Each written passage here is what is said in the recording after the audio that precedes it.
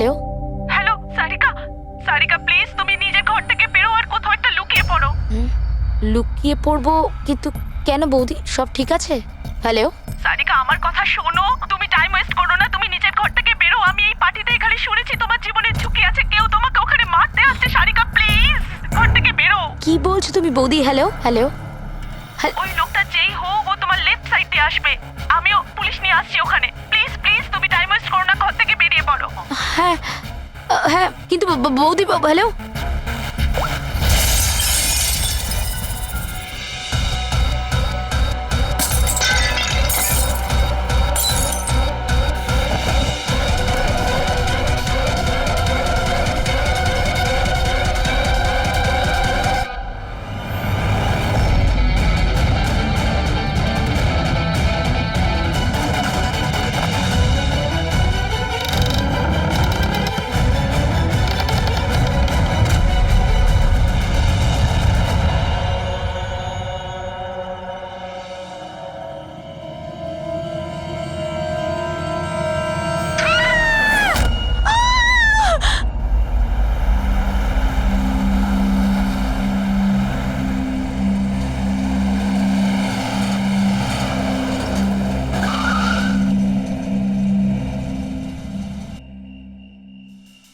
এক তো না বলে চলে গেছে, আর ফোনও তুলছে না। আরে ভাই, এমন কেউ করে নাকি? আরে কমসে কম বলে যাওয়া তো দরকার ছিল। হয়তো কোনো প্রবলেম হবে এই জন্য ধরেনি। তুমি না সব সময় কাম অন, প্রবলেম তো আমাদের হয়েছে, অ্যাট লিস্ট আমাদের বলা দরকার ছিল ওর।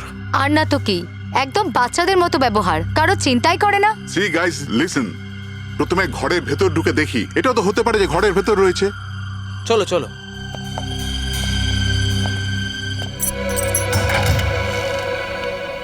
এখানে তো অন্ধকার কেন? আমি আলো জ্বালাচ্ছি।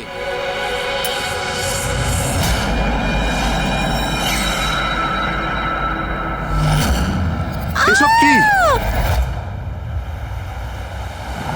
সারিকা, আমার আগে থেকেই মনে হচ্ছিল যে ওই মেয়েটার প্রাণের সংশয় আছে। এই কথাটা আমার হালকাভাবে নেওয়া উচিত হয়নি, ওদের ভরসা করাই উচিত হয়নি। তুমি এত কেন ভয় পাচ্ছ? হয়তো মেয়েটা ঠিকই আছে। তুমি জানো না অভিজিৎ, এই মেয়েটার এমন একটা রোগ আছে যার কারণে যে কোনো সময় ওর জীবন যেতে পারে। কেউ যা খুশি করতে পারে ওর সঙ্গে, কিন্তু ও জানতেই পারবে না। জানতে পারবে না? স্যার, ওকে ঘুমাতে আছে? না, কমায় না, একটা অদ্ভুত রোগ। আমিও এই রোগের ব্যাপারে আগে কখনো শুনিনি। একটা অসুস্থ মেয়েকে তার পরিবারের লোক মারতে কেন চাইবে? যতটা আমি ওদেরকে চিনেছি, আমার মনে হচ্ছে যে ওদের ভাবসাব খুব একটা সুবিধার নয়। সারিকার সঙ্গে আমার কয়েকদিন আগেই দেখা হয়। একদিন আমি অফিস থেকে যখন বাড়ি যাচ্ছিলাম,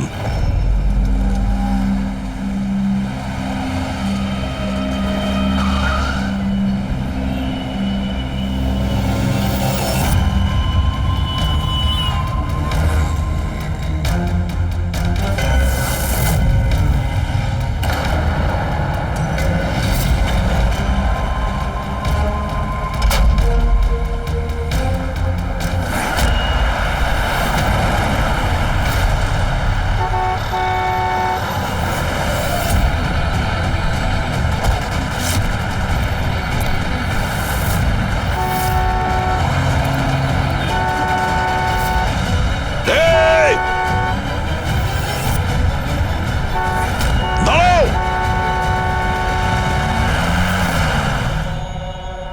কি করছিলে তুমি? হ্যাঁ, এত বড় একটা ট্রাক সামনে থেকে বেরিয়ে গেল, তুমি দেখতে পাওনি? ও হর্ন বাজাচ্ছিল, তুমি শুনতে পাওনি? হ্যাঁ, আত্মহত্যা করার চেষ্টা করছিলে কি? মনে হচ্ছে দেখতেও পায় না, শুনতেও পায় না। কিন্তু এই রাস্তায় একা কি করছে? কে কে আছে এখানে? আকাশ দাদা? কে আপনি? কে? তার মানে আপনি দেখতে পান? তাহলে আপনি আমি আর ওই ট্রাক দেখতে পাননি? চাপা দিয়ে চলে যেত আপনাকে যদি আমি আপনাকে না বাঁচাতাম। সরি, আমি সত্যি দেখতে পাইনি। সারিকা, সারিকা তুমি ঠিক আছো তো? সারিকা, তুমি একলা কোথায় চলে গেছিলে? তোমার যদি কিছু হয়ে যেত তাহলে? আমি আগেই বলেছিলাম আমরা প্রপার্টি দেখতে যাচ্ছি, ওকে সাথে করে নিয়ে যাওয়ার কোনো দরকারই ছিল না, কিন্তু আমার কথা কেউ শোনেই না। রজনী প্লিজ থামো তুমি। ইনি ঠিকই বলছেন, আমি নিজে দেখেছি। ওনার লেফট সাইড দিয়ে একটা ট্রাক আসছিল, উনি দেখতে পাননি। ও হর্ন বাজাচ্ছিল, শোনেনি। চাপা দিয়ে চলে যেত ট্রাক যদি আমি না থাকতাম। থ্যাংক ইউ দাদা, থ্যাংক ইউ ভেরি মাচ। হ্যাঁ দাদা, সত্যি ও ট্রাকের আওয়াজ শুনতেও পাইনি আর দেখতেও পাইনি। তার মানে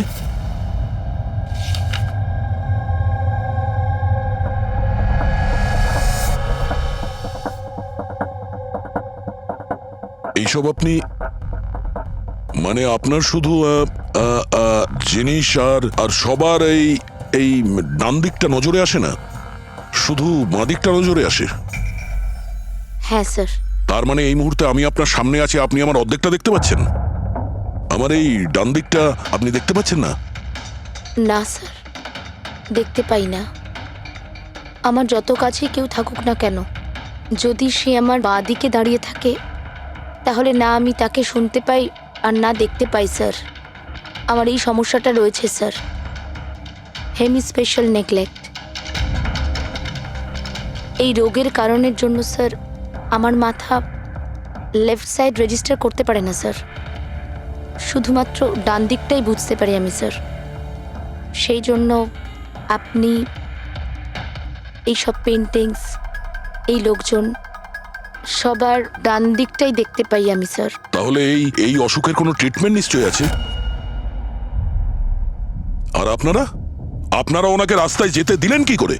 আপনারা তো জানতেন যে ওনার সঙ্গে কি হচ্ছে, তারপরেও যদি কিছু হয়ে যেত ওনার। স্যার আপনি বলুন স্যার, ওর তো নিজের বুদ্ধি ব্যবহার করার দরকার ছিল। ওর কি দরকার ছিল রাস্তায় একা যাবার? আর এ কোনো ছোট বাচ্চা নাকি যে 24 ঘন্টা ওকে নজরে রাখতে হবে? ইনফ্যাক্ট আমরা এর জন্য একটা বেবি সিটার রেখে নিই যে 24 ঘন্টা ওর দিকে নজর রাখবে। এখন এসব বলে কি হবে? হ্যাঁ, ভুল আমাদের হয়েছে, এটা তোমরা মানো আর না মানো আমি মানি। Sir, I am so sorry sir. Sir, এই ভুল আর দ্বিতীয়বার আর হবে না। সারিকা আমার ছোট বোন, আর এর খেয়াল রাখার আমার দায়িত্ব স্যার। কারেক্ট। এরপর থেকে এরকম কোনোদিন হবে না। আর তাছাড়া এখন তোমার ওষুধ খাওয়ার সময় হয়েছে না, চল ওষুধ খাবে। স্যার, এটা তো খুবই ভয়ঙ্কর রোগ। যদি কেউ ওর লেফট সাইডে সোজাসুজি অ্যাটাক করে তাও ও বুঝতে পারবে না। এক্স্যাক্টলি, এই ব্যাপারটাতেই আমার ভয়। এক তো এই অসুখ, তার উপরে কোটি টাকার সম্পত্তির একলা ওয়ারিশও। সারিকার মা বাবা একটা অ্যাক্সিডেন্টে মারা গেছে, সারিকা বেঁচে গেছে, কিন্তু ওর এই হেমিস্পেশাল নেকলেট অসুখ হয়ে গেছে। ওর আশেপাশেও দেখভাল করার জন্য তো অনেক লোক আছে, কিন্তু তার মধ্যে জানি না কতজন আছে যারা সৎভাবে ওর ওর ভালো চায়। এরকম কেন মনে হচ্ছে তোমার? অভিজিৎ, ওই উইল অনুযায়ী সারিকার পরে পুরো সম্পত্তি এই আত্মীয়দেরই পাওয়ার কথা। আর আমার প্রথম থেকেই এদেরকে খুব একটা ভালো লাগছে না। আর এই কিছুদিন আগে আমি ওর বার্থডে পার্টিতে গেছিলাম। চলো সারিকা, এবার কেকটা কাটো। দাদা, আর 2 মিনিট ওয়েট করে যাই, দয়া স্যার হয়তো চলে আসবেন। আমি ওনাকেও ইনভাইট করেছি। অন্তত আমাদেরও বলতে পারতে। আরে কে কি বললো না ভাই? Oh I am so sorry, আসতে একটু দেরি হয়ে গেল। Many many happy returns of the day, happy birthday. I will take it, দাও। আপনি আপনাকে ঠিক চিনতে পারলাম না। আমি বলছি, এ হলো কৃতি। সারিকার মতো পেশেন্টদেরকে হ্যান্ডেল করার জন্য ইনি ট্রেনিং নিয়েছেন, আর আমি ইনাকে 24 ঘন্টা সারিকার সাথে থাকার জন্য অ্যাপয়েন্ট করেছি। আশা করি আপনি সারিকাকে নিয়ে আর চিন্তিত হবেন না। একদম। আর আমাদেরও মনে হয় যে কৃতি থাকলে সারিকা সেফ থাকবে। অ্যাবসলিউটলি।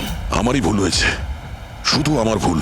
আমার সারিকাকে ওদের ভরসায় ছাড়া উচিত হয়নি আমার। মেরে দিয়েছে হয়তো ওরা ওকে, বাড়ি এসে গেছে।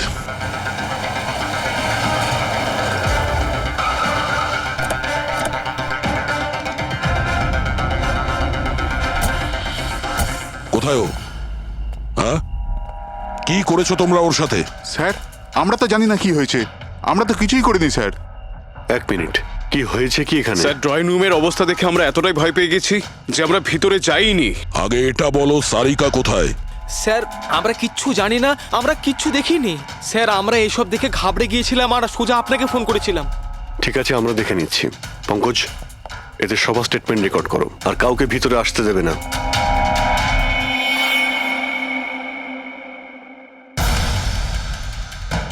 সারিকা, সারিকা, কেউ আছেন? এখানে তো মনে হচ্ছে অনেক কিছুই হয়েছে। এত রক্ত তো কোনো একজনের হতেই পারে না।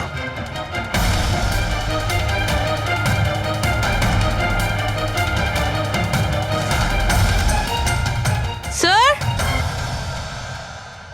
হ্যাঁ, স্যার এই দেখুন, কেউ লুটপাট করার জন্য ঢুকেছিল কিন্তু টাকা নিয়ে বেরোতে পারেনি। যেই ওকে বাধা দেওয়ার চেষ্টা করেছিল তার উপরেই আক্রমণ করে।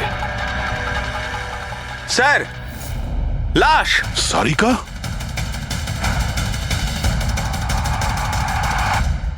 ও নো। হ্যাঁ? মানালি তো এরপর থেকে এরকম কোনোদিন হবে না। আর তাছাড়া এখন তোমার ওষুধ খাওয়ার সময় হয়েছে না?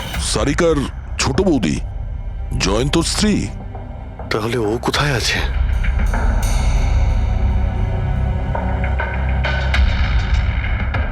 ও নো। দয়া, হ্যাঁ, এ হলো কৃতি। সারিকার মতো পেশেন্টদেরকে হ্যান্ডেল করার জন্য ইনি ট্রেনিং নিয়েছেন। এটা তো কৃতি। তুমি চেনো? হ্যাঁ, কৃতি স্যার, পালস চলছে, এখনো বেঁচে আছে। এ সারিকার রুমের বাইরে? সারিকা? সারিকা? ফ্রেডি, এক্ষুনি অ্যাম্বুলেন্সের ব্যবস্থা করো। একে হসপিটালে পাঠাতে হবে। সারিকা? সারিকা?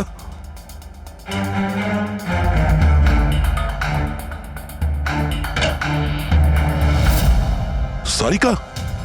সারিকা? অভিজিৎ? না না না না না, কিছু নেই, কিছু নেই। Relax, আমরা relax. সিআইডি থেকে। এসো, রিল্যাক্স বাইরে রিল্যাক্স, এসো, বাইরে এসো, বাইরে এসো। রবি, এসো। সাবধানে। তুমি ঠিক আছো তো? বসো, এখানে বসো। থ্যাংক গড একে পাওয়া গেছে। তুমি ঠিক আছো? সবাইকে মেরে দিয়েছে, সবাইকে মেরে দিয়েছে স্যার। এক মিনিট, এক মিনিট।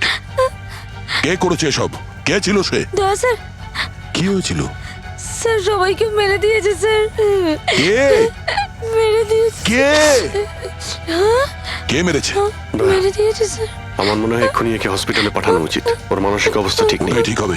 মনে হচ্ছে শক পেয়েছে। রবি, তোলো একে। ওঠো, ওঠো। আমার সাথে এসো।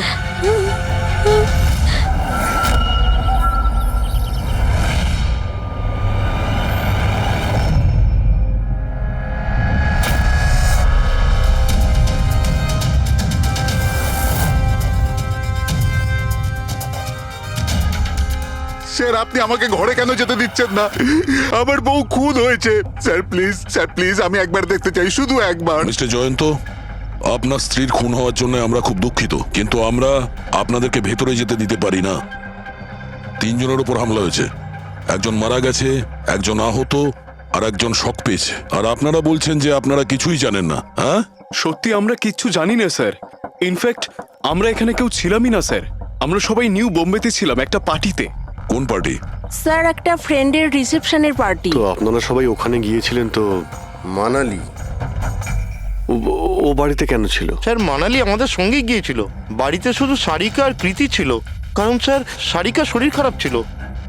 কিন্তু স্যার এই পার্টি থেকে হঠাৎ মানালি কি করে হারিয়ে গেল আমরা কিচ্ছু জানি না স্যার। স্যার, হ্যাঁ রবি।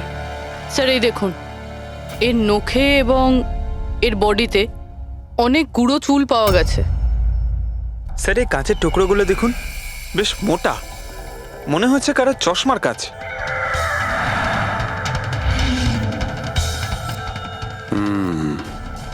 চশমারই মনে হচ্ছে। রেখে দাও সাবধানে। এই টেনে নিয়ে যাওয়ার চিহ্নের সঙ্গে রক্তের ফোঁটা।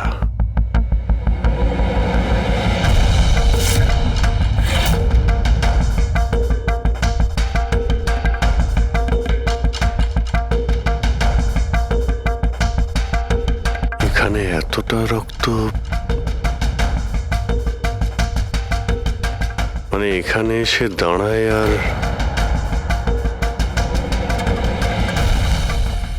বাইকের চাকার দাগ। কেউ আহত অবস্থায় এখানে আসে আর বাইকে উঠে এখান থেকে বেরিয়ে যায়। আচ্ছা, একটা কথা বলুন তো, আপনাদের মধ্যে বাইক কার কাছে আছে? বাইক? না স্যার বাইক তো কারুর কাছে নেই, আমাদের সবার কাছে নিজের পার্সোনাল গাড়ি আছে স্যার। এই বাড়িতে টোটাল 5টা কার আছে স্যার। কিন্তু অভিজিৎ, এটা কেন জিজ্ঞাসা করছো? কারণ কেউ খুবই আহত অবস্থায় বাইকে উঠে এখান থেকে চলে গেছে, আর আমার পুরো বিশ্বাস যে খুনি সেই। আই থিঙ্ক এর জবাব সারিকাই দিতে পারবে। ওর জ্ঞানটা একবার ফিরে আসুক। বাই দ্য ওয়ে, আপনাদের মধ্যে কি কারো চোট বা আঘাত লেগেছিল? আঘাত আমাদের? স্যার, আপনার কথার মানে কি? আমাদের কেন চোট লাগবে? আপনারা আমাদেরকে সন্দেহ করছেন? যতক্ষণ এই কেসটা সলভ না হবে আমরা সবার উপরেই সন্দেহ করব। আর আপনারা যদি আমাদের সঙ্গে সহযোগিতা না করেন তাহলে আমাদের সন্দেহ আরো বেড়ে যাবে। হ্যাঁ, তাই প্লিজ কোঅপারেট।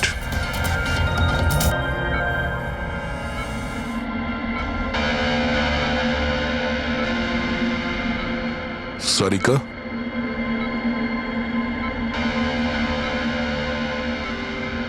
আচ্ছা, তুমি কি ঠিক আছো? অভিজিৎ, সারিকা, দয়া স্যার।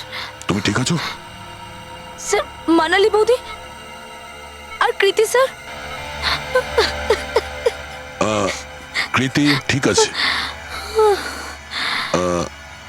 কিন্তু মানালি মারা গেছে। সামলে কৃতি।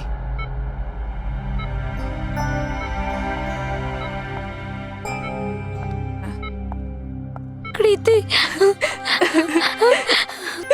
কৃতি, তুমি ঠিক আছো তো?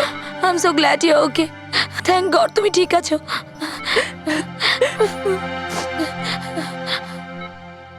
আচ্ছা, কাল এক্স্যাক্টলি কি হয়েছিল তুমি বলতে পারবে?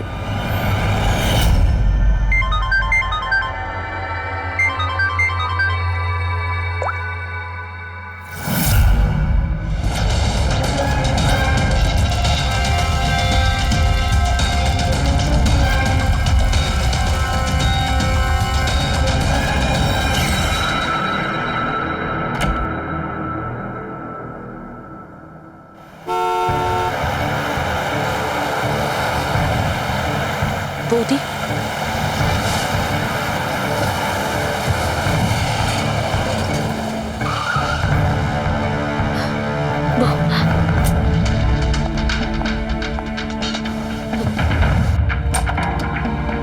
সারিকা,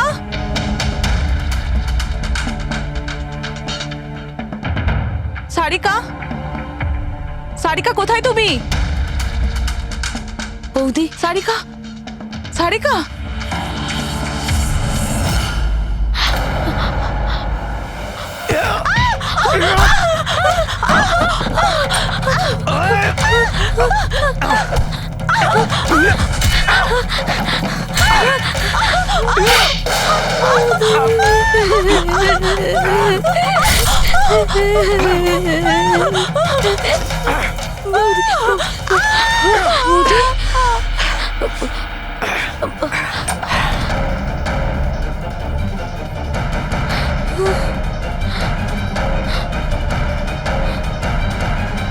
কৃতি, কৃতি, কৃতি।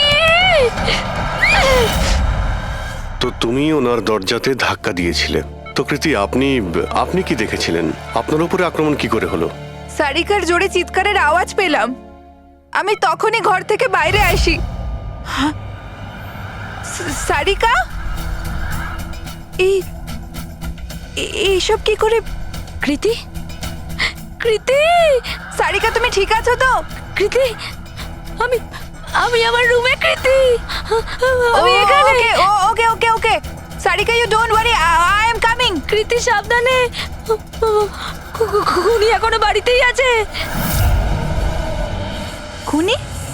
সারিকা, তুমি ওকে দেখেছো যে কৃতির ওপর হামলা করেছে? হ্যাঁ স্যার, আমি দেখেছিলাম। সারিকা, সারিকা, কৃতি, কৃতি। সারিকা, সেই মুহূর্তে তুমি যা যা দেখেছো সেটা তুমি একটা পেপারের ওপর আঁকতে পারবে? হ্যাঁ স্যার। যখন আমি ওনাকে মানালি বৌদির পেছনে দেখেছিলাম তখন খুব ভয় পেয়ে গেছিলাম। আমি শুধু ওই মুখটার একটা ঝলক দেখতে পেয়েছিলাম স্যার। যখন আমি আবার দেখি তো তখন আমি শুধু হাতটুকু দেখতে পাই। কৃতি আমার দিকে আসছিল আর তারপর পিছন থেকে হাত এলো, ওই হাতটা ওর ওপর হামলা করলো। লোকটা রেনকোট পরেছিল আর গ্লাভস আর একটা বড় চকমকি ঘড়ি, এই যে একেবারে সেরকমই হুবহু যেমনটা আমি দেখতে পেয়েছিলাম।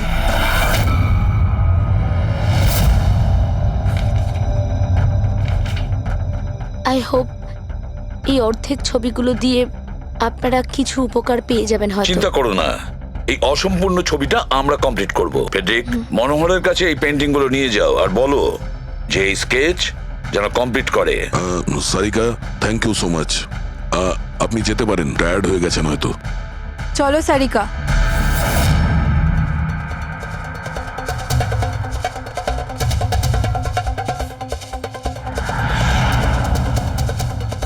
এই লোকটাকে তো আগে কখনো দেখিনি স্যার। হতে পারে শুধু এই কাজের জন্যই হায়ার করা হয়েছিল। আর ঠিক সময়ে মানালি ওর প্ল্যানটা ভেস্তে দিল। খুব মন দিয়ে দেখো এই স্কেচটা। এটা সেই লোকটার ছবি যে মানালিকে খুন করেছিল। আপনারা কি একে কোনোদিন দেখেছেন? আমি তো বুঝতেই পারছি না আমাদের কেন সন্দেহ করা হচ্ছে। এক্স্যাক্টলি, আমরা সবাই সারিকার আপনজন। আর আজ আমরা বিজনেসের সব কাজ ছেড়ে এখানে এসেছি শুধুমাত্র সারিকার জন্য। আর আপনাদের মনে হচ্ছে আমরা ওকে মারতে চাইছি? স্যার যে মারা গেছে ও আমার বউ স্যার, আর সারিকা আমার বোনের মতো। স্যার, আমি যখন খুব ছোট ছিলাম আমার বাবা মা মারা গিয়েছিল। সারিকার বাবা মাই আমাকে আদর যত্ন করে বড় করে তুলেছে। আমি আজ যা কিছু হয়েছি ওনাদের দুজনের জন্যই হয়েছি। আর স্যার, আমি সারিকাকে আমার নিজের প্রাণের চেয়েও বেশি ভালোবাসি। এক্স্যাক্টলি, এক তো আমরা ওর জন্য নার্স রাখলাম আর আপনারা সবাই আমাদেরকেই সন্দেহ করছেন। হ্যাঁ, সন্দেহ করছি তোমাদের সবাইকে। আমি নিজের চোখে দেখেছি কতটা ভালোবাসো তোমরা ওকে।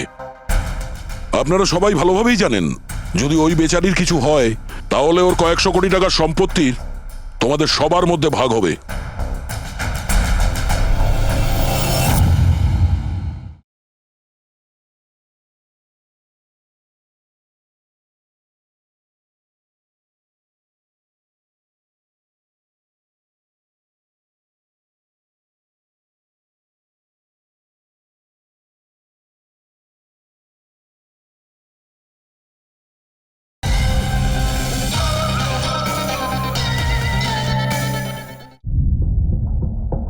ওকে বাড়িতে রেখে তোমরা সবাই পার্টিতে গিয়েছিলে।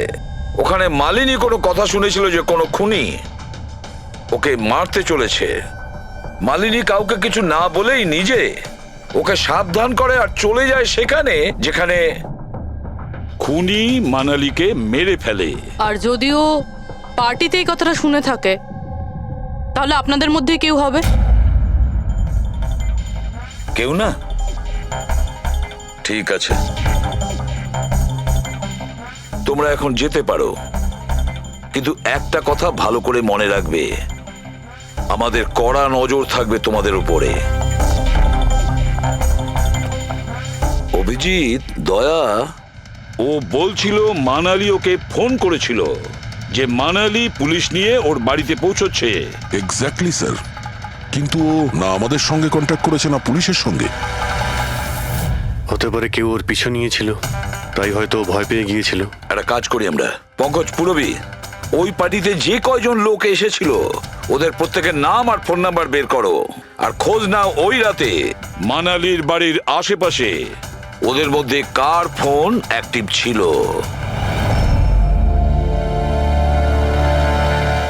স্যার। হ্যাঁ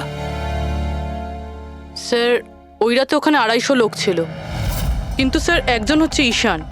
ওই রাত্রেও পার্টিতে ছিল আর ওখান থেকে ও সারিকার বাড়ির দিকে গেল যখন মানালি পার্টি ছেড়ে গেল। আর ফোন ওখানেই বন্ধ হয়ে যায় ওদের বাড়িতে। স্যার, আর একটা আজব ঘটনা ঘটেছে।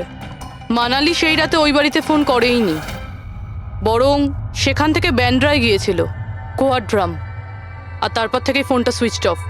মানালির সেলফোন তোর কাছেই ছিল ওই ক্রাইম সিনে?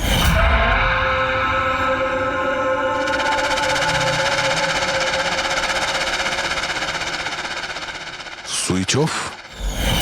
আচ্ছা, এমনটা নয় তো যে ওই ফোনটা আসলে ঈশানের ফোন, ভুল করে ওখানে পড়ে গিয়েছিল?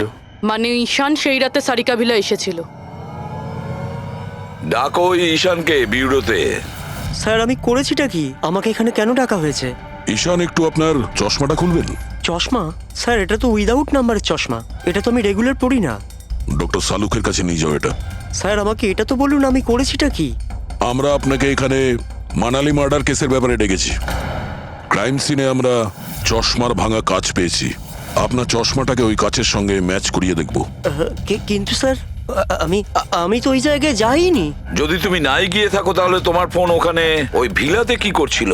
আর মানালির ফোন তোমার বাড়িতে মান্দ্রাতে কিভাবে পৌঁছলো? ওই স্যার পার্টিতে আমাদের ফোন এক্সচেঞ্জ হয়ে গেছিল, কারণ আমাদের ফোন দুটো এক। কি হলো মানালি ম্যাডাম, আপনাকে চিন্তিত মনে হচ্ছে? চিন্তিত আমি? না তো, আসলে আমি ওই জয়ন্ত আর আকাশকে খুঁজছিলাম। আপনি ওদের কোথাও দেখেছেন? হ্যাঁ, ওরা দুজন ভেতরেই হবে। আসলে কি হয়েছে, এত চেঁচামেচি আর এই ডিস্কোতে আমি কিছু বুঝেই উঠতে পারছি না। আপনি প্লিজ আমাকে একটু হেল্প করে দেবেন ওদের খুঁজে পেতে? আমি ওদের ভেতর থেকে আপনার কাছে পাঠাচ্ছি।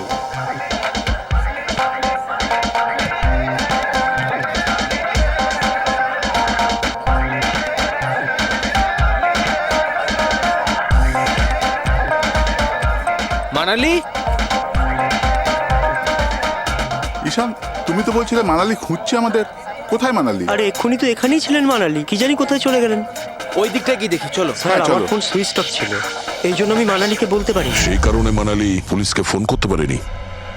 স্যার আমাকে বিশ্বাস করুন, আমি খুন করিনি। খুনি না হলেও খুনির সঙ্গী তো হতে পারো, যে ওখানে ওই পার্টিতে উপস্থিত ছিল। তুমি পার্টিতে মালিনীর সমস্ত কথা শোনো, আর যখনই মানালি ওখান থেকে বেরোয় তুমি মানালির পিছু নাও। কোনো কায়দা করে তুমি মানালির ফোন তোমার বাড়ি ব্যান্দ্রাতে পাঠিয়ে দিলে, আর ওখানে পাওয়া চশমার কাঁচের টুকরো, আমাদের সন্দেহ ওটা তোমার চশমার রিপোর্ট তো আমরা পেয়েই যাব আমাদের ফরেন্সিক ল্যাব থেকে।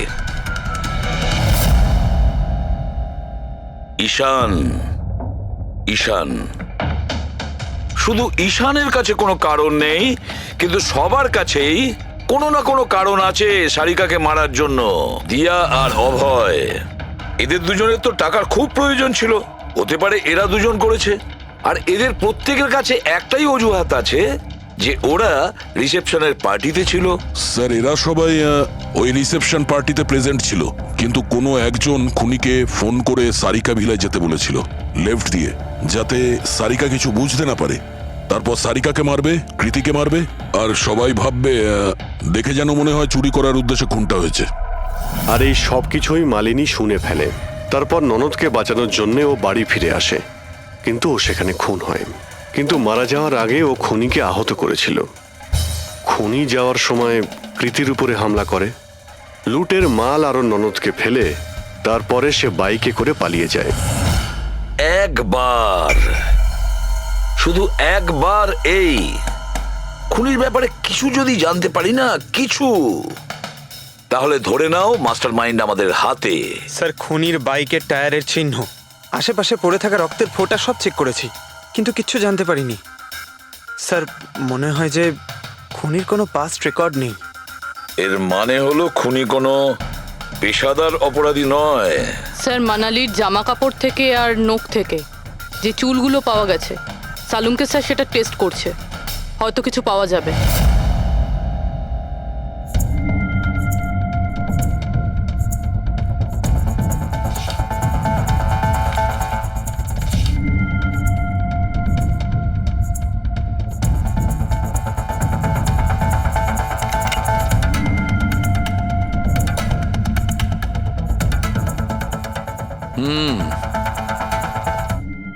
আমার আন্দাজ একদম ঠিক ছিল, এবার শুধু ডিএনএ রিপোর্টটা দরকার।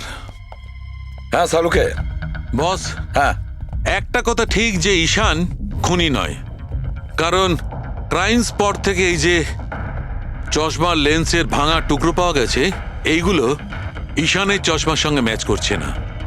এক তো ঈশানের চশমার পাওয়ার 0, আর দ্বিতীয়ত ঈশানের যে চশমাটা তার লেন্সগুলো একদম নর্মাল, কিন্তু এই লেন্সটা ফটোক্রোম্যাটিক, মানে রোদের সঙ্গে রং পাল্টায়। আচ্ছা, ওই যে রক্ত পাওয়া গিয়েছিল ওই বাইকে টায়ারের মার্কের কাছে, সেটা কি খুনির রক্ত? হ্যাঁ, ওই রক্তটা খুনিরই, যার বয়স 25 থেকে 30 বছরের মধ্যে। আর মানালির নখে যে চুলটা পাওয়া গেছে ওটা নিশ্চয়ই খুনির।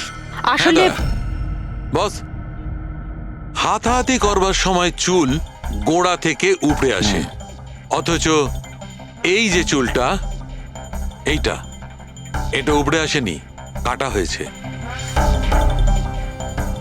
আর এইটা দেখো স্ক্রিনে, যতগুলো চুল আছে সব আলাদা আলাদা রকমের। কোনো চুল সিধে, কোনোটা কোঁকড়ানো, আর ওগুলো রং দেখো, প্রত্যেকটা চুলের রং আলাদা। কোনোটা কালো, কোনোটা ব্রাউন, কোনোটা ডার্ক ব্রাউন, আর ওই গোল্ডেনও আছে। এই চুলগুলো একটা লোকের হতেই পারে না। আলাদা আলাদা লোকের চুল? হ্যাঁ দয়া, এই চুল থেকে আমরা বিভিন্ন ধরনের কেমিক্যাল পেয়েছি, যেমন হচ্ছে কেরাটিন, ফিফটাইন, আর অনেক কিছু। আমার মনে হচ্ছে না যে এই চুলগুলো কোনো একজন লোকের মাথার চুল। Hello, oh good, very good, thank you very much, good news, bye. DNA টেস্টের রিপোর্ট, এই রিপোর্ট এই বিষয়টা কনফার্ম করছে যে এই যে চুলগুলো সেগুলো কোনো একজন ব্যক্তির চুল নয়। যে লোকটার ড্রেসের উপর আলাদা আলাদা চুল আছে, আলাদা আলাদা লোকের কাটা চুল, সেই লোক কোনো বড় সেলুনে কাজ করে, হেয়ার স্টাইলিস্টের।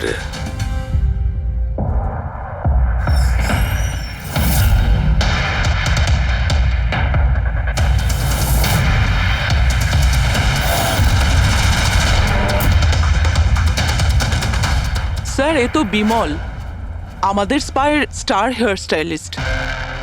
স্যার, এখানে যেই আসুক না কেন সবাই ওর কাছেই হেয়ার স্টাইল করতে চাইতো।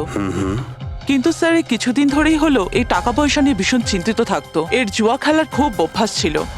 কিন্তু স্যার, এ খুন করবে এটা স্যার আমি একদম ভাবতেই পারছি না। যাই হোক, এখনো কোথায় আছে বলতে স্যার, পারবেন? একে এখন কোথায় পাবেন এটা আমি বলতে পারবো না, তবে কিছুদিন যাবত এখানেও কাজে আসছে না, আর নাও ও আমার ফোন তুলছে। আপনি ওর ফোন নাম্বার আর অ্যাড্রেসটা দিন আমাদের। হ্যাঁ স্যার, আমি এখনই আনছি।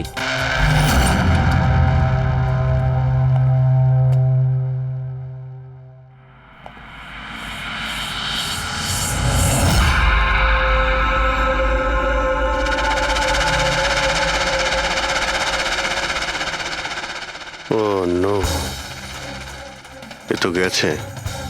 বিষ খেয়েছে। এখানে আঘাত লেগেছে, আর এই কাঁধেও নখের চিহ্ন।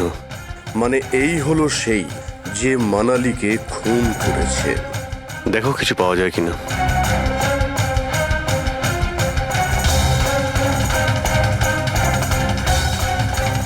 স্যার, হ্যাঁ, আমি বিমলের বাইকটা চেক করলাম স্যার। বাইকটার হ্যান্ডেলে শুকিয়ে যাওয়া রক্ত আর কাঁদালে আই অ্যাম শিওর স্যার এগুলো ওই বাড়িটার ব্যাকইয়ার্ড থেকেই লেগেছে।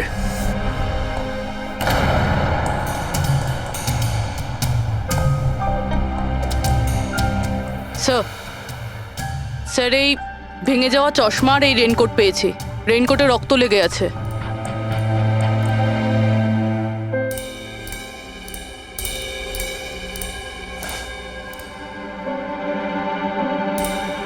এই দেখতে পাচ্ছ, বাঁ হাতে ঘড়ি। হ্যাঁ, তাহলে স্যার যদি বিমল বাঁ হাতে ঘড়ি পরতো তাহলে ও কি করে বললো যে ডান হাতে ঘড়ি পরা ছিল?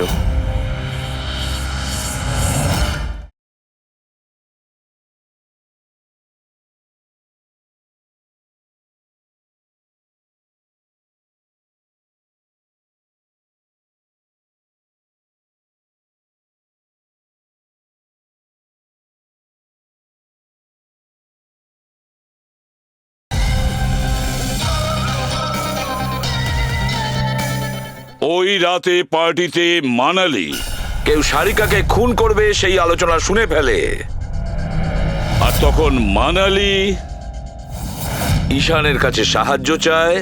ওকে বলে যে জয়ন্ত আর আকাশকে ওখানে পাঠিয়ে দিতে। এর মানে আকাশ আর জয়ন্ত দুজনেই নির্দোষ।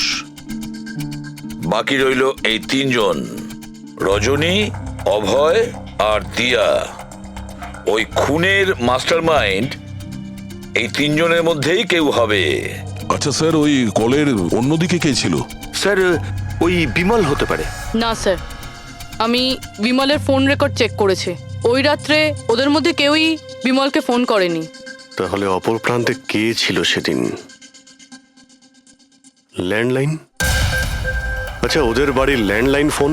হ্যাঁ, হতে পারে। ফ্রেডি, পঙ্কজ, একটু খোঁজ নিয়ে দেখো তো 11টার আশেপাশে ওদের ল্যান্ডলাইনে কেউ ফোন করেছিল কিনা। ওই মেয়েটার কথা অনুযায়ী খুনি ডান হাতে ঘড়ি পড়েছিল, যেখানে বিমল বাঁ হাতে ঘড়ি পড়েছিল। আরও এটাও বলেছিল যে খুনি যে রেনকোট পরেছিল সেটা ব্লু কালারের ছিল, কিন্তু আমরা বিমলের বাড়ি থেকে যে রেনকোট পেয়েছি সেটা কালো ছিল। হতে পারে সারিকা কিছু ভুল করেছিল, ঠিকমতো দেখতে পাইনিও। স্যার, স্যার ওই রাতে 11:30টার সময় ওই বাড়িতে কেউ ফোন করেছিল। কে ফোন করেছিল? আপনারা সত্যি বলছেন এই সব কিছুর পেছনে আমার নিজের লোকের হাত আছে? একটু অপেক্ষা করুন, সব জানতে পারবেন। স্যার, আপনারা আবার কেন খোঁজ খবর নিচ্ছেন? একবার তো খোঁজ খবর নিয়েছেন। সেদিন প্রমাণ একত্রিত করার জন্য আর আজ কেস ক্লোজ করার জন্য। আপনি একটু অপেক্ষা করুন, এখনই সবকিছু জানতে পেরে যাবেন। স্যার, পেয়ে গেছি। কিন্তু এটা তো সেই রেনকোটটাই যেটা ওই খুনি পড়েছিল। এখানে কি করে এলো? বলছি, তুমি বলেছিলে যে মানালি তোমাকে দৌড়ে এইখানে বাঁচাতে এসেছিল। কারণ ও ওখানে পার্টিতে শুনেছিল যে কেউ তোমাকে খুন করতে চায়। কিন্তু সে খুনি ছিল না, সেই ছিল যে এই পুরো প্ল্যানটা করেছিল। আর যার সঙ্গে ওর ফোনে কথা হয় সেও কিন্তু খুনি নয়, অন্য কেউ ছিল। সেই সময় এই বাড়িতেই সে তোমার সঙ্গে উপস্থিত ছিল। বাড়িতে? ওই সময় আমার সাথে কৃতি, কারেক্ট? এটা পুরো প্ল্যান ছিল। খুনি কাজ ভেঙে বাড়ির ভেতরে ঢোকে, কিন্তু গন্ডগোল তখন হলো যখন ও মানালিকে মারল সারিকা ভেবে। মানালি তো মারা গেল, কিন্তু মরার আগে ও খুনিকে এতটাই আহত করে দিয়েছিল যে খুনি এখানে সারিকাকে মারার জন্য দাঁড়ায়নি, পালিয়ে গেছে। স্যার, স্যার 1 মিনিট, যদি খুনি পালিয়ে গেল তাহলে কৃতিকে কে মারলো? কারণ সারিকা নিজের চোখে কৃতির উপর হামলা হতে দেখেছে। হ্যাঁ, আমি দেখেছিলাম। ওই হাতটা এলো আর ও কৃতির ওপর হামলা করেছিল। হামলা তো হয়েছে, কিন্তু করলোটা কে?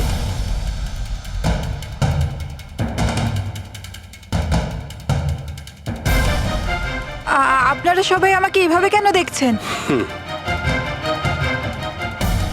এর উত্তর তো শুধু তুমিই দিতে পারবে কৃতি। ও রাত ঠিক 10:30টার সময় শুয়ে পড়েছিল। আর মানালি কাউকে ফোনে কথা বলতে শুনেছিল রাত 11:10 আর সেই ফোনটা এসেছিল এই বাড়ির ল্যান্ডলাইনে। কে রিসিভ করেছিল সেই কলটা? যদি আমরা এটা মেনেও নিই যে বিমল তোমার ওপর হামলা করেছে, তাহলে ও তোমাকে বাঁচিয়ে রাখলো কেন? ও মানালিকে এত নৃশংসভাবে মারলো, আর তোমাকে শুধু এই একটা আঘাত কেন? ও সারিকাকে কেন মারলো না? আর এই চুরি করা টাকা ছেড়ে পালালো কেন? আর সব থেকে বড় প্রশ্ন, ও খুনিকে এই ব্লু কালারের জ্যাকেট পরে থাকতে কি করে দেখলো? কি করে দেখলো সেই ঘড়িটা যা বিমল লেফট হ্যান্ডে পড়তো, রাইট হ্যান্ডে নয়? বিমলের রেইনকোটের কালার ছিল ব্ল্যাক।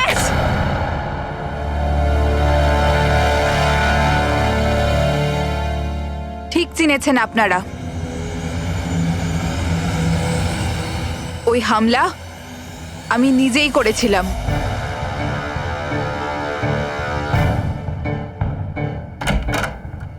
সারিকা, সারিকা কোথায় তুমি?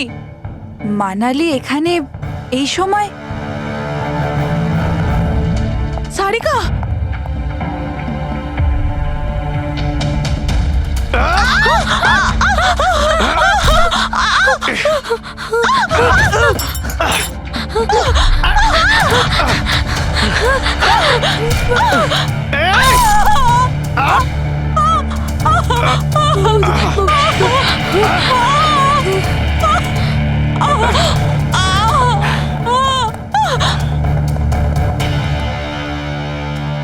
কৃতি,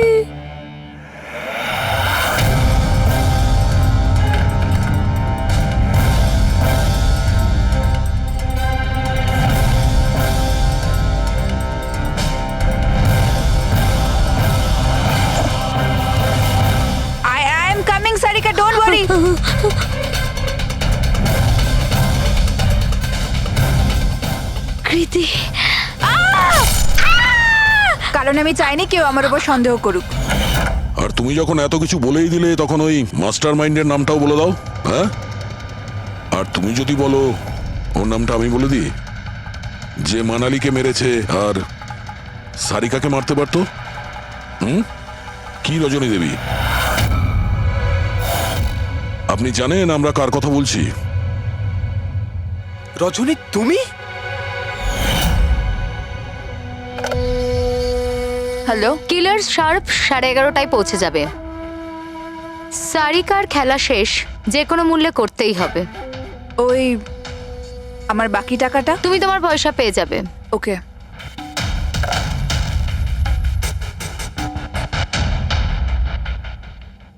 রজনী, তোমার জন্য আমি আমার বউকে। আমার পয়সার দরকার ছিল। সারিকার বেবি সিটিং করতে করতে আমি হাঁপিয়ে উঠেছিলাম। আর এইসব তোমার জন্য হয়েছে আকাশ। তোমার জন্য আমরা সবাই সারিকার আয়া হয়েছিলাম। আমাকে আমার জীবন যাপন করতে হতো আগের মতো। এই জন্য আমি প্ল্যান করেছিলাম আর কৃতিকে বাড়িতে নিয়ে এসেছিলাম। পার্টিতে যাওয়াও আগে থেকেই ঠিক ছিল, যাতে আমি সময় পাই প্ল্যান করার। সব ঠিক চলছিল, শুধু বিমলের ব্যাপারে একটু ভুল হয়ে গেল। না হলে এত কিছু হয়ে যাওয়ার পরেও দেখছি তোমার কোনো অনুতাপ নেই, বরং নিজের প্ল্যান নিয়ে গর্ব করছো। তুমি অনেক সময় পাবে নিজের প্ল্যানের ভুল ত্রুটি ধরার, কারণ তোমার এই বাকি জীবন এবার তোমাকে জেলের মধ্যে বসেই কাটাতে হবে।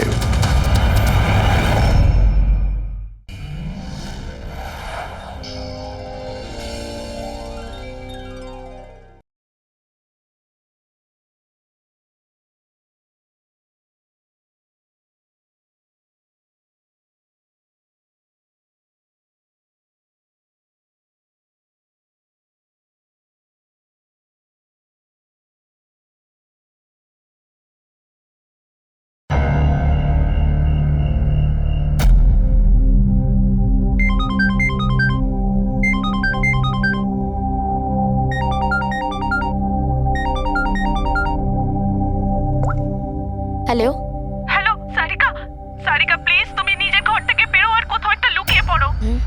লুকিয়ে পড়বো? কিন্তু কেন বৌদি, সব ঠিক আছে?